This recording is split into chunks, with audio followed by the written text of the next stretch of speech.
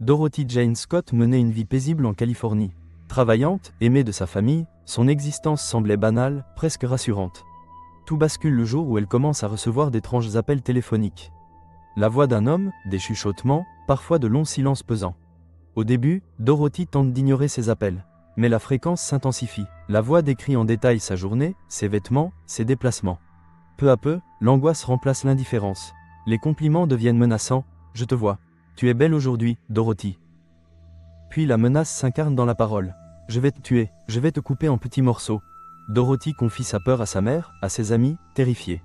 Un matin, elle découvre un revolver sur sa voiture. Cette présence physique rend la peur tangible, insidieuse. Elle est désormais cernée. Elle alerte la police. Mais comment attraper un harceleur sans visage? Les appels restent anonymes. Dorothy se sent traquée, épuisée, impuissante. La tension monte. Chaque bruit, chaque silence devient suspect. Dorothy vit constamment sur le qui-vive, suspendue à la moindre sonnerie de téléphone. Sa vie d'avant n'est plus qu'un souvenir lointain. L'angoisse, l'isolement, la terreur, et cette voix qui la hante, jour après jour. Le 29 mai 1980, la nuit enveloppe Orange County. Dorothy conduit Jerry, blessé, à l'hôpital. Un simple geste d'amitié qui va tout basculer. Jerry sort enfin de l'hôpital. Il scrute le parking, inquiet. La voiture blanche de Dorothy a disparu. Seul un foulard abandonné laisse deviner sa présence, comme une trace fantomatique. La panique monte. Personne n'a rien vu. Dorothy était là, puis plus rien, effacée du paysage sans un bruit, sans témoin. Le mystère s'installe. Quelques heures plus tard, la Toyota de Dorothy est retrouvée abandonnée, carbonisée, loin du parking. Les indices sont minces, l'angoisse immense. Le téléphone sonne chez les Scott. Au bout du fil, une voix glaciale avoue « J'ai Dorothy.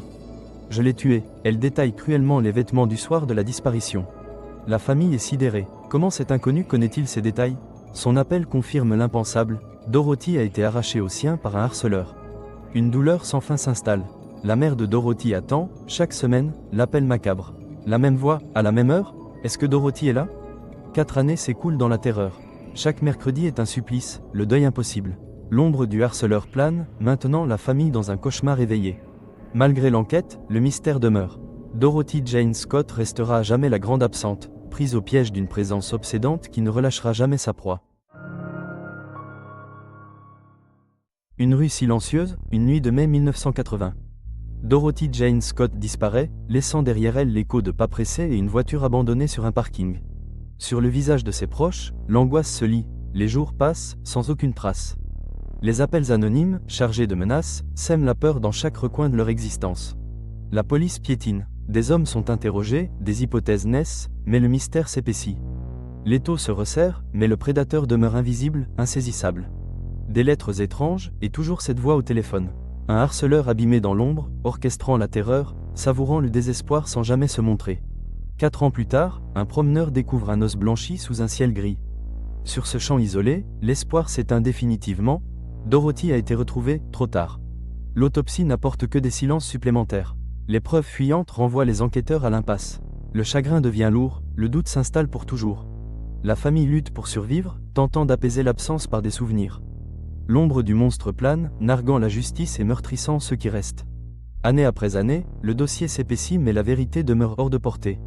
L'histoire de Dorothy devient légende urbaine, récit chuchoté lors des nuits d'orage. Une mère regarde par la fenêtre, espérant un signe, une réponse.